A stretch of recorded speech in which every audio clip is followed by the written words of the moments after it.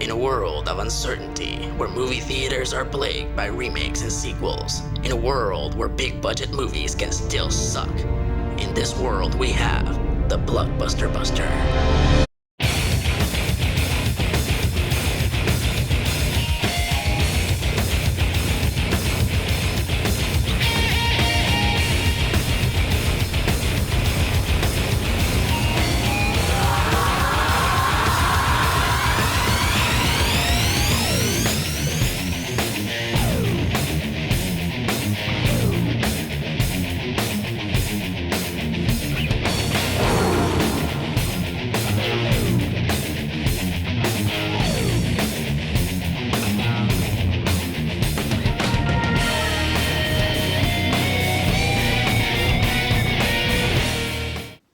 Greetings, fanboys and fangirls. I'm ERod, and I'm the Blockbuster Buster.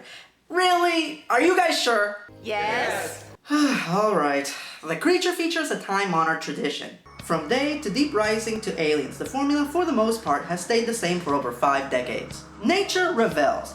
A group of humans have to get from point A to point B. The group usually always consists of the same archetypes. The hero, who knows little about the threat but has amazing survival skills. The love interest, there to motivate the hero to kick ass. The exposition guy, there to explain what's going on and then die. And a bunch of red shirts. Now let's check out giant spiders try to overrun a world whose only hope rests in the hands of David Arquette. I hate my life. So our movie begins with a sleepy truck driver, listening to comedian Dog Eat Dog doing a talk radio show about alien abductions, when suddenly...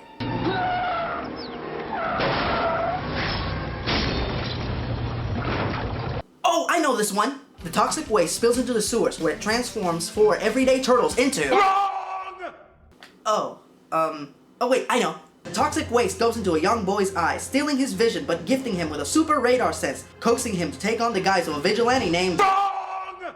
I'm sorry. I know I'm stalling. This is what really happens. The barrel filled with toxic waste goes into the local river, where it is ingested by grasshoppers. Joshua, the local spider collector and all-around creepy guy, catches the grasshoppers and feeds them to the spiders in his collection, which causes them to grow to enormous proportions. So here's my question, why didn't the toxic waste make the grasshoppers grow? Actually, now that I think about it, a movie about giant grasshoppers would probably be pretty stupid. Are you saying I'm stupid? Yes. I cannot work like this. I will be in my trailer. Ugh, what a drama queen. Joshua's best friend, who's a little kid named Mike. Oh, wait, really? My god, man, you're like 10. You didn't have any other choices for a best friend? Never mind. Creepy spider guy is great. Mike is worried about Joshua, so he tells the local sheriff that something is up. What? What'd you find, Mom? Wait, that is your mother? And she's a law enforcement officer? And she didn't have a problem with you hanging out with Captain Creepoid? My god, Winona Ryder has better mothering skills than you. You're my hero, Nurse Dawson. No time for parenting, as Sheriff Sexy Britches stops a group of speeding bikers. One of them turns out to be her daughter, played by Scarlett Johansson. And no, I'm not gonna make any Black Widow references, even though they would fit in perfectly with the spider theme. I love ScarJo, but as the Black Widow, she just looks like a little girl in Halloween costume. Twig or tweet! So it turns out that ScarJo is dating the town douchebag, and her mother disapproves. Oh come on, he's just a kid, how bad could it be? He's got to be the sexiest sheriff in the country. Oh my god, he's hitting on your mother? Right in front of you? Okay, Sheriff Sexy Britches, you have got to do something about this. Here, take this. What is that? Is that a stun gun? In the immortal words of Martin Lawrence, this shit just got real. Okay, ladies, when your mother feels so strongly about you not dating a boy that she will willingly hand you a weapon, would you, care to guess what's probably the one thing that you shouldn't do? Go out with him! And just like her mother warned, the asshole sexually assaults her to the point that she literally has to tase him until he pisses his pants. You almost just traumatized that girl for life! What do you have to say for yourself? Don't you think you're overreacting a little bit? I was just copping a feel. Donald Trump, Johnny McEnroe, step aside. The chairman of the douchebag board has arrived. Sir, you are officially worthy of me giving you a name that will fully encompass your personality. From now on, you're a gropey douchebagio. So nearly 15 minutes into the movie, our hero finally arrives. And it's David Arquette. Jeez, how do I explain Arquette? Okay, you know the actor I don't think is very funny, Marlon Wayans? Well, if you take away Marlon Wayans' charm and his charisma and all his talent, you get this guy. But in this movie, he actually deviates from the doofy character typecast, and he plays a tough hombre as he achieves this by wearing a mustache. Yup, Chuck Norris confirms that only the manliest men wear mustaches. Meanwhile, Mike visits Joshua and quickly determines that there are giant arachnids afoot. Now this is a classic staple of the creature feature. Usually only one person sees the creatures and nobody believes them, usually because they have no evidence. Awesome, you found a giant spider leg. Now the townsfolk are definitely going to believe you. You know, it does kind of look like an old piece of cactus. Holy shit, you are one unbelievable dumbass. Could somebody please dice his wiener in half? Oh man, you wasted my dog. Actually, Buffy, what I meant was... You know what? Never mind. Meanwhile, Gropey nethers aimlessly through the desert when he runs into his buddies. In an Arach Attack!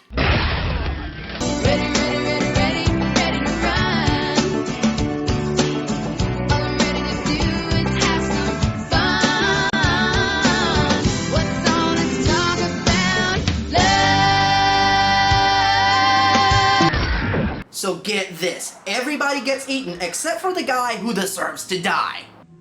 That's not fair. That's not fair. Meanwhile, David Arquette attends a town meeting in which the local mayor is attempting to give away a mine that belongs to David Arquette's family. And what is David Arquette gonna do about it? Something damn manly. I'm talking to you. 10 years and you have not changed a bit. Phew. Is it just me, or is there something going on between those two? You know those mines are filled with methane gas. So it turns out that 10 years ago, David Arquette had a major misunderstanding with Sheriff Sexy Britches, after which he beat up her ex-husband. His chain-smoking aunt advises him to go talk it out with the sheriff. You can totally do it, David. Remember, you are the manliest man in town as long as you don't shave off your... Aw, man! I guess we're not doing the mustaches anymore. Party pooper. Alright, let's see how David does. Sam, I've been trying to tell you this for a long time. You can handle one of these, right?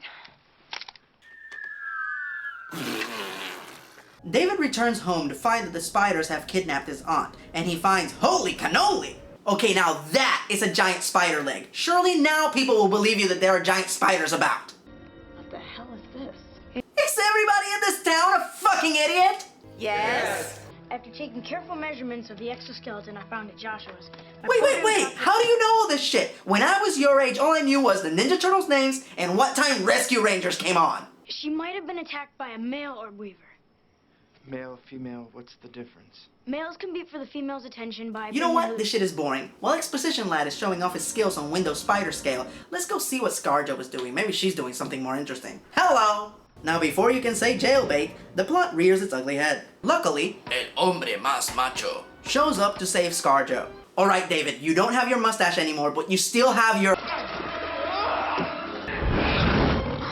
ability to fail like a pathetic sack of crap. Luckily, a competent hero shows up and... Wait! That is your reaction to seeing a giant spider? Look, I don't have an irrational fear of spiders, but if I saw a giant spider, this would be my reaction.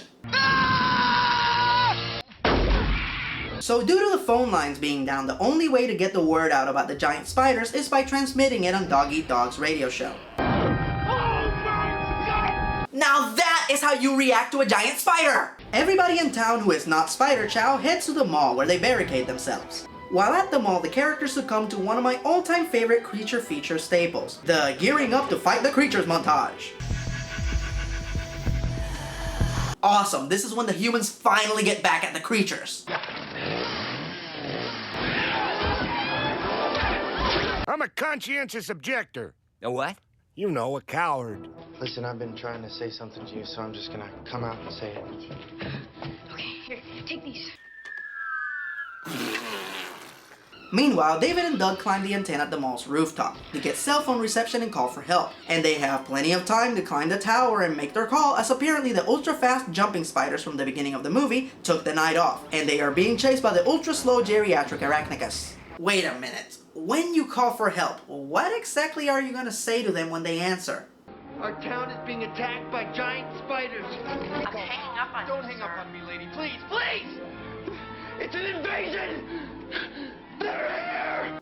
Oh my god. You have officially reached a whole new level of stupid. You have reached idiot nirvana, also known as Uber Stupidity Maximus. Doug jumps off the roof for no good reason, although while David escapes through the vent and rejoins the others, who have found a passageway to the mines in the basement of the mall. Well, that was convenient. What's next? Is somebody gonna conveniently open the door for them from the other side? Brett? Wait, so they were just saved by the panty burglar? Well, that's just great! Oh, and look, they're all chummy now! I guess it's not surprising. Women always go for the bad boy. If the god of dependability was trying to get with her, she'd be like, "You're really sweet, but I just think of you as a friend." David leads the citizens of Moronville out of the mines. I should have said this a long time ago. Sam. I know. You beat up my ex because you found out he was cheating on me. And you couldn't tell me because you didn't want to break up my family. And you love me. You've always loved me. And if only you'd said something sooner, maybe our lives would be different. Exactly.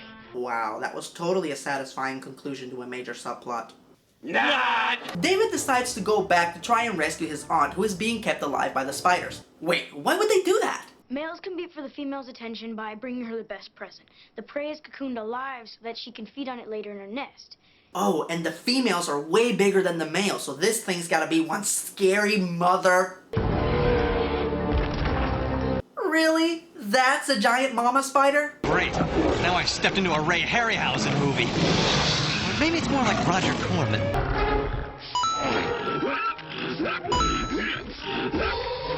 What the hell kind of bullshit is that? So David gets the place to explode using plot convenience gas. Wait a minute, what about all the other people the Spider Queen had in her nest? Never mind. So David and Aunt Smokey escape the mine, bringing a whole new meaning to the term Hot Wheels. And they do so just in time for the authorities to arrive. So the authorities are there even though they didn't believe David when he called them on the phone? Just drove down from Tucson. It sounded like you guys needed some help. Where are the aliens? Wow, I think I just officially figured out what this town's anthem is.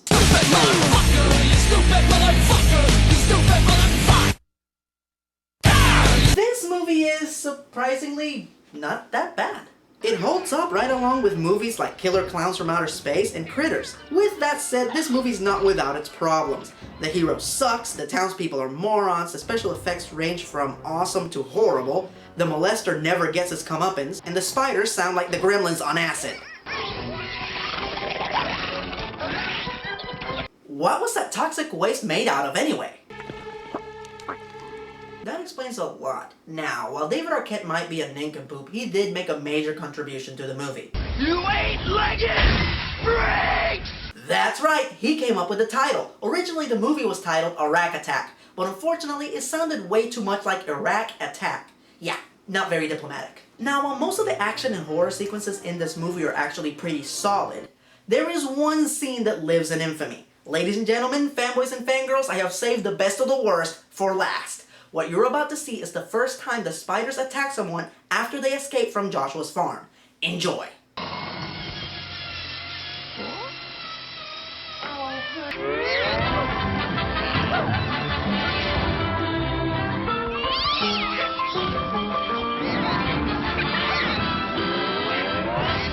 I think that says it all. So, if you're bored and you want to watch a movie with a group of friends that's fun to make fun of, check it out. If you're looking for quality cinema, you might want to stay away. Now, if you excuse me and Lucille, I've got a date.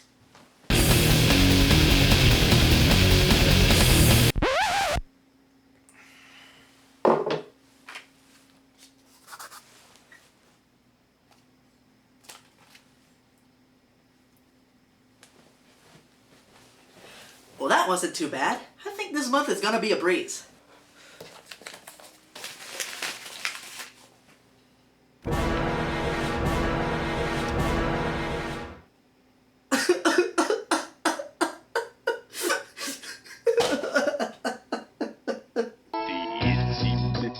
Spider crawled up the water spout.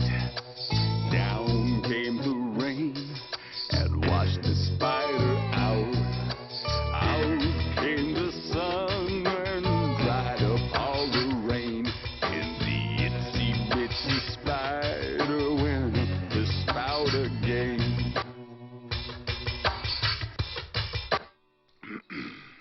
Check out my website, suckers!